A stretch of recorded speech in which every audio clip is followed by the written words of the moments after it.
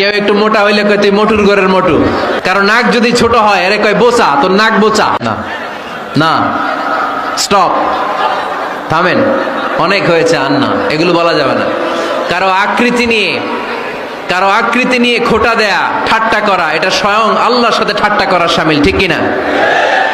কারণ নাক যদি ছোট হয় এরে কয় বোচা, তোর নাক বোচা। ফেনীতে আপনারা কি বলেন? হ্যাঁ, তো এই যে যার নাক বোচা হয়েছে ও কি নিজে বানাইছে? যার নাক খাড়া এটা বানাইছে কে? যে কালো বানাইছে কে? সাদা শুভ্র বানাইছে কে? তার মানে কারো আকৃতি নিয়ে যদি আপনি ঠাট্টা করেন, স্বয়ং আল্লাহর সাথে ঠাট্টা করলেন।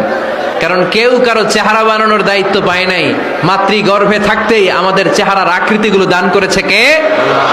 হুয়াল্লাযী ইউসাউইরুকুম ফিল আরহামি কাইফা ইয়াশা, লা ইলাহা